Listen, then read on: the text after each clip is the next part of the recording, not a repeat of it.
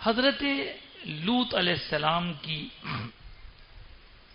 قوم بہت ساری برائیوں میں مبتلا تھی اور لوگوں کے مال ناجائز طریقے سے ہڑپ لینا اور ناانصافی، ظلم و زیادتی، ان سب کاموں کے ساتھ ساتھ ان میں ایک چیز بہت ہی بری تھی، وہ تھی ایک بے حیائی والا کام۔ اور گزشتہ ہم نے آپ سے عرض کیا تھا کہ وہ کام کیا تھا، آج بتائیں گے۔ اس کے بارے میں قرآن مجید کے الگ الگ مقامات پر تقریباً 15 سے 20 مقامات پر حضرت لوط علیہ السلام کا ذکر مبارک موجود ہے، جس میں ان کی طرف سے قوم کو نصیحت جو کی جا رہی ہے، اے قوم تم کیا ہو گیا، تم کیسی حرکتیں کر رہے ہو، آج تک دنیا بننے کے بعد سے ایسا کام کسی نے نہیں کیا، تم وہ گندا کام کر رہے ہو۔ وہ کیا گندا کام تھا کہ ہر انسان کے پاس، خواہ مرد ہو کہ عورت ہو، اس کے پاس اپنی نفسانی خواہش پورا کرنے کا اللہ تعالیٰ نے ایک طریقہ رکھا ہے، وہ ہے شادی۔ اور اس شادی کے لیے مرد کا عورت سے نکاح ہوتا ہے، عورت کا مرد سے نکاح ہوتا ہے۔ یہ ہے فطری، نیچرل، اللہ کی طرف سے مقرر کردہ طریقہ، فطری طریقہ جو اللہ کی طرف سے مقرر ہے۔ لیکن یہ قوم لوط اس وقت سے جو ایک نیا کام کرتی ہے، انہوں نے معاذ اللہ مردوں کے ساتھ اس سلسلے میں ملاپ، اور اس کو انگلش میں ہومو سیکشول ریلیشن کہتے ہیں، آپسی مرد کا مرد سے تعلق، وہ ایسی گندی اور بے حیائی پر مبنی حرکتوں کا وہ لوگ شکار تھے، اور حد یہ کہ بے حیائی اور بے شرمی کا کام کر کے فخر کرتے تھے۔ حضرت لوط نے ان کو بہت سمجھایا، بہت بتایا، بہت منع کیا، لیکن وہ تھے کہ اپنی گندی حرکتوں سے باز نہیں آ رہے تھے۔ تو ان کی ان حرکتوں کو بار بار درست کرنے کی کوششوں کے بعد آخرکار بتلا دیا گیا کہ اب یہ قوم عذاب کا شکار ہوگی۔ عذاب کا شکار کرنے کے لیے اللہ تعالیٰ نے فرشتوں کو بھیجا۔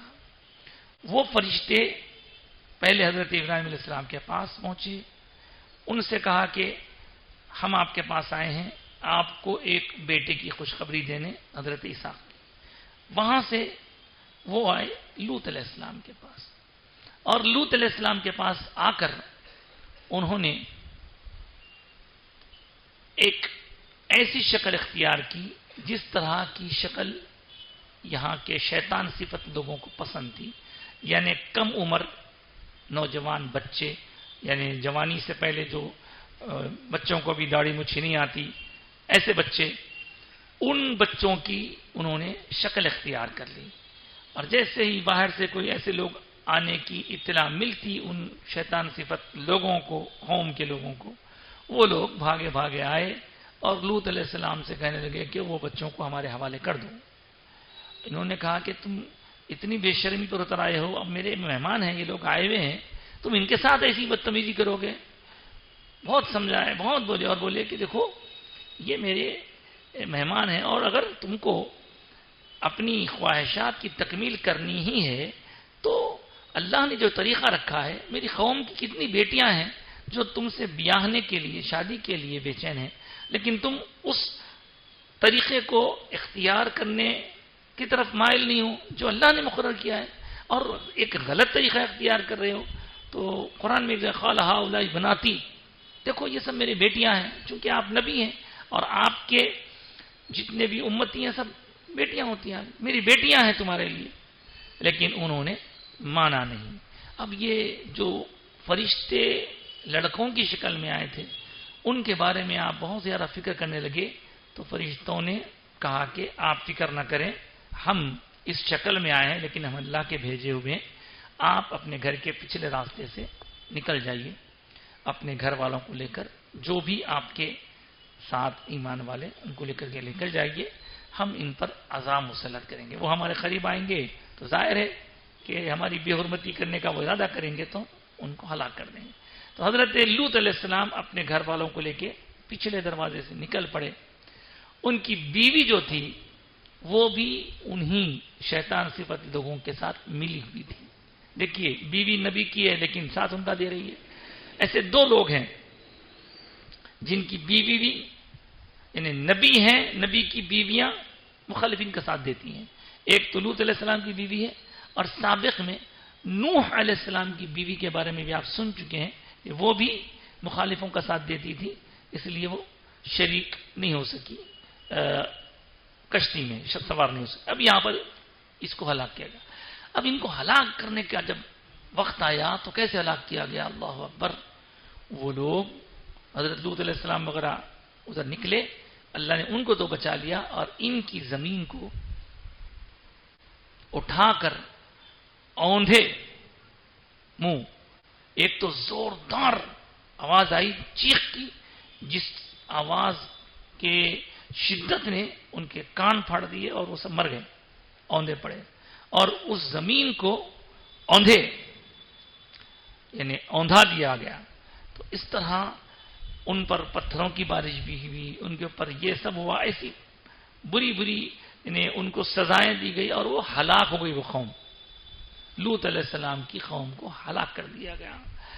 اب آپ کو میں یہاں ایک بات، یہ تو ہو گیا واقعہ لوط علیہ السلام، لوط علیہ السلام تو بچ گئے، لیکن یہ اتنا برا کام ہے کہ اس قدر گندے کام کو اللہ ناپسند کر کے اپنے قرآن میں بھی بیان فرمایا، سرکار دو عالم صلی اللہ علیہ وسلم پر جو کلام نازل ہوا، حضور کی شریعت میں بھی اس کے متعلق سزائیں لکھی ہوئی ہیں، لیکن جس دور سے ہم گزر رہے ہیں اس دور میں ایسے کاموں کو اپریشیٹ کیا جا رہا ہے۔ بولنے کی بات اصل یہ ہے، یہ اتنا گندا کام ہے کہ خود خالق یعنی اللہ بنانے والا دنیا کو وہ ناپسند کرتا ہے اس کو۔ لیکن آج کی دنیا میں ہر زمانے میں لوگ ایسا رہے ہیں، لیکن دیکھیے ایک بات ہے کسی کام کو برا سمجھنا، برا سمجھ کے برائی کے طور پر اختیار کرنا۔ مثال کے طور پر کوئی بندہ شراب پینے کو برا سمجھتا ہے، پھر بھی پی رہا، کیا کروں بھائی، ہے بری چیز مگر مجبور ہوں، برا سمجھ رہا مگر غلطی کر رہا، گناہ ہے۔ اسی طرح کوئی بندہ جوا کھیل رہا، معلوم ہے اس کو جوا کھیلنا حرام ہے، حرام سمجھ کے کھیل رہا، گناہ گار ہوں گا۔ لیکن اگر کوئی حرام کام کو حرام ہی نہ سمجھے تو وہ بندہ گناہ گار نہیں ہوتا، کافر ہو جاتا ہوں، کافر ہی ہو جاتا۔ جی ہاں، فرض کو فرض نہیں سمجھا تو کافر، حرام کو حرام نہیں سمجھا تو کافر۔ کوئی بولا ارے شراب حرام نہیں ہے بھائی، کون بولے، معاذ اللہ، ایسا اگر بولے تو کافر ہوتا۔ شراب پینے والا حرام سمجھا مگر پی رہا تو گناہ گار ہے، ایمان کا تھوڑا تو حصہ ہے اس کا، مگر حرام ہی نہیں سمجھا۔ تو جو لوگ اس طرح کا گناہ کرتے تھے، اب تک برا سمجھ کے کرتے تھے، چلو بعد میں اللہ کی بارگاہ میں توبہ کر لیتے، اللہ معاف کر دیتا، لیکن اب تو باقاعدہ ایسا کرنے کے لیے قانون سازی ہو رہی ہے۔ بہت سارے ممالک میں ایسا کرنے کو قانونی طور پر اس کے اوپر جو ایک روک لگی ہوئی تھی، پروہیبیشن تھا، اس کو اٹھا کر یہ کام کرنے کو اپریشیٹ کیا جا رہا ہے۔ اور کتنی شرم کی بات ہے۔ اب آپ بولیں گے صاحب جب وہ لوگ تھوڑا کرنے پر اللہ تعالیٰ اتنا زبردست عذاب نازل کر دیا، اب جب اتنے ملکوں میں ایسا ہو رہا تو پھر عذاب کیوں نہیں آ رہا؟ ایک سوال آپ کر سکتے۔ اب اتنا ہی برا کام ہے تو عذاب آ جانا چاہیے نا اب تک۔ یہ جو عذاب نہیں آ رہا اس کی دو وجہ ہیں۔ ایک وجہ یہ ہے کہ اللہ تعالیٰ ان کو ڈھیل دے رہا ہے، ڈھیل دے رہا، اور دوسری بات یہ ہے کہ اللہ تعالیٰ ڈھیل دینے کے ساتھ ساتھ حضور کی امت سے یہ وعدہ کرا ہوا ہے کہ فوری عذاب نہیں دیں گا، حضور کی وجہ سے بچے ہوئے لوگ۔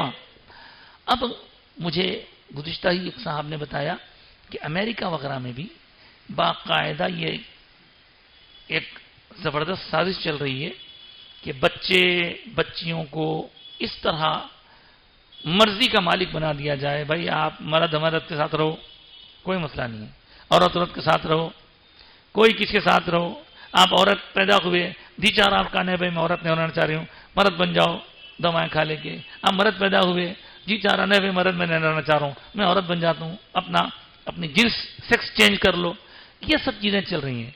تو جتنی بھی مذہبی شخصیتیں، مطلب اسلام تو ہے، ان کے علاوہ عیسائی لوگ بھی اس کو مخالفت کرتے ہیں، عیسائی لوگ بھی نہیں پسند کرتے اس کو، وہ لوگ بھی اس کی مخالفت کر رہے ہیں، مسلمان اور عیسائی۔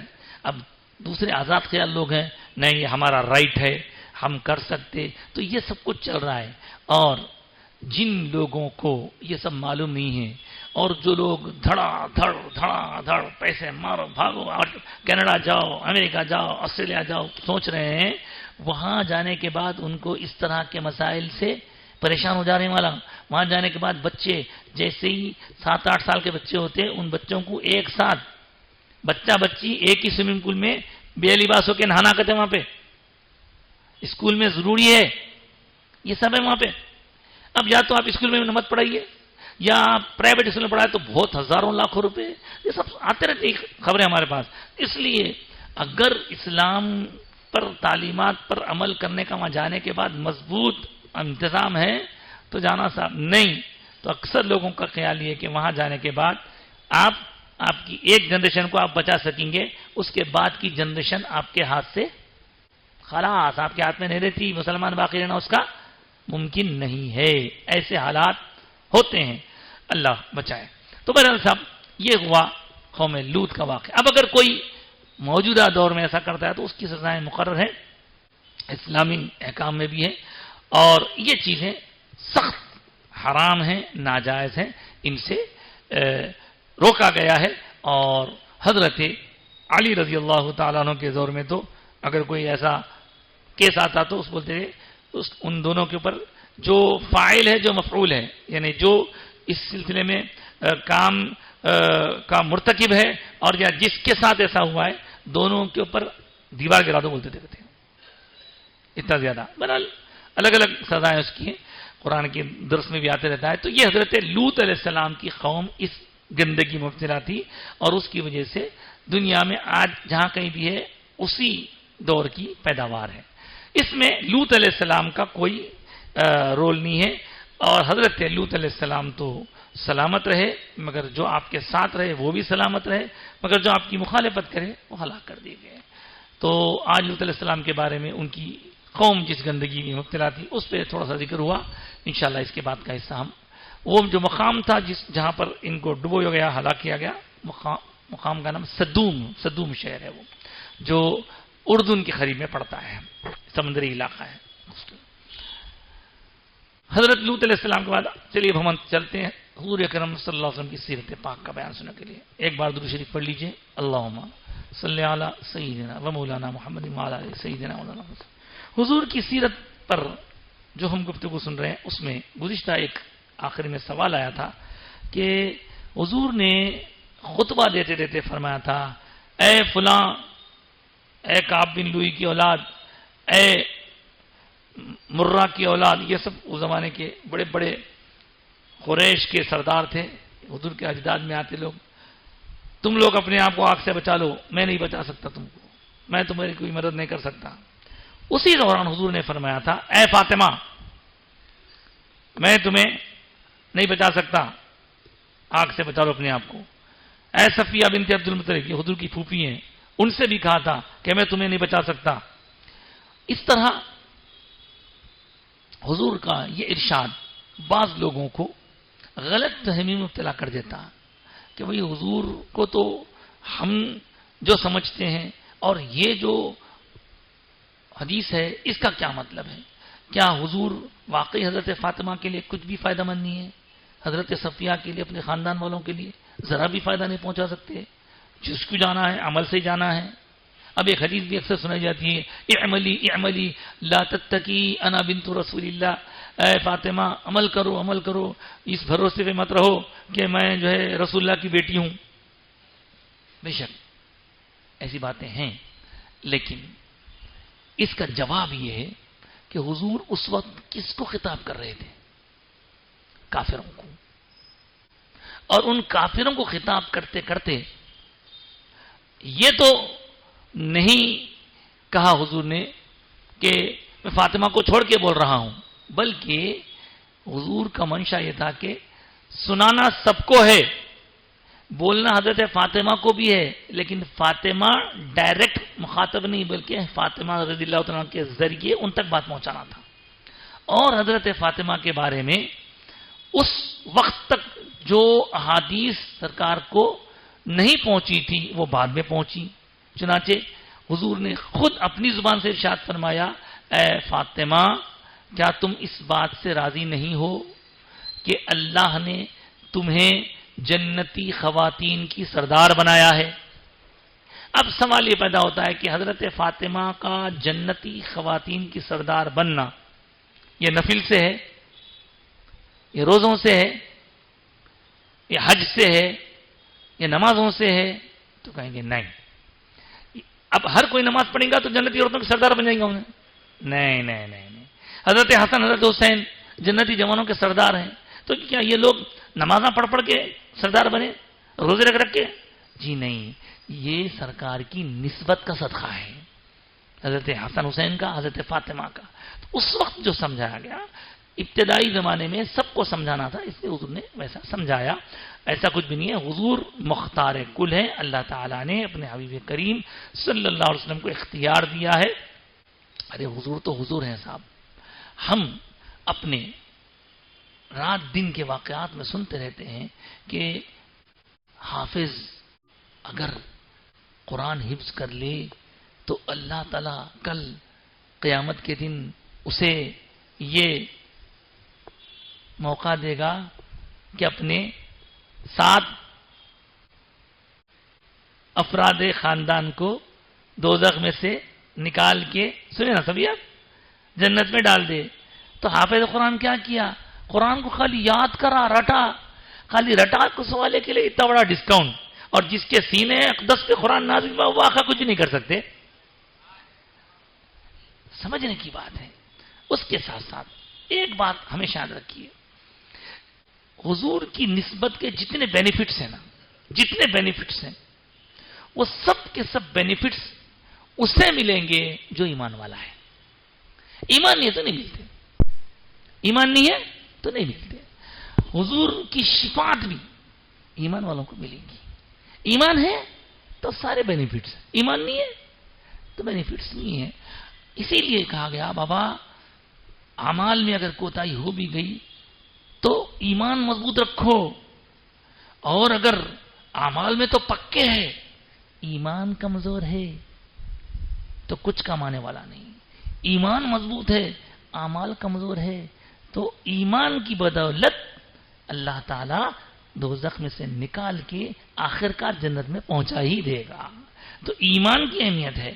چنانچہ سید سرکار کی اولاد، ان کا ادب کرنا ہے، ادب کرنا ہے. ارے کیوں ادب کرنا ہے؟ کیوں کیسا؟ ارے نہیں بھائی انہوں نماز نہیں پڑھتے، انہوں عمل نہیں کرتے، سب کچھ ٹھیک ہے. انہوں عمل نہیں کرتے تو بھی حضور کی نسبت سے ادب کرنا ہے. ہاں اگر خدا نخواستہ کوئی سید تھا مگر خدا نخواستہ وہ اسلام چھوڑ دیا، ایمان چھوڑ دیا، دین چھوڑ دیا، تب اس کا ادب نہیں ہوگا، ادب نہیں ہوگا اس کا. اس لیے کہ مسئلہ معلوم کر لیجئے، بات ختم کر رہا ہوں. اگر کوئی خدا نخواستہ کوئی باپ کی اولاد میں سے کوئی خدا نخواستہ بیٹا یا بیٹی غیر ہو گئے، مسلم جا کے غیر مسلم بن گئے، تو ان کی وراثت میں ابا کے گزرنے کے بعد وراثت میں سب بیٹوں کو تو حصہ ملیں گا، لیکن جو کافر ہوگا اس کو حصہ نہیں ملتا. جو مومن ہے اس کو ملیں گا، کافر ہو گیا سو بیٹے کو بھی نہیں ملتا، کافر ہو گئی سو بیٹی کو بھی نہیں ملتا. تو اس بندے کا جو ادب ہو رہا تھا حضور کی نسبت سے ہو رہا تھا سید کا. اگر خدا نخواستہ کوئی سید کے بارے میں معلوم ہوا کہ نہیں تھا تو سید لیکن بھٹک گیا، سرک گیا اور گمراہ ہو کے کافر ہو گیا خدا نخواستہ، تو کافر ہونے کے بعد وہ نسبت بھی باقی نہیں رہی تو ادب بھی باقی نہیں رہے گا اس کا. ایمان والا ہے، عمل میں کمی ہے تو آپ اس کے عمل کو مت دیکھو، نسبت کو دیکھو، ادب کرو. تو اس طرح یہ بات معلوم ہوئی کہ حضور کی نسبت برابر کام آنے والی ہے، ہر امتی کو کام آنے والی ہے، ایسا نہیں سوچنا. بہرحال اس سلسلے میں ہماری گفتگو اب ہم ختم کرتے ہیں.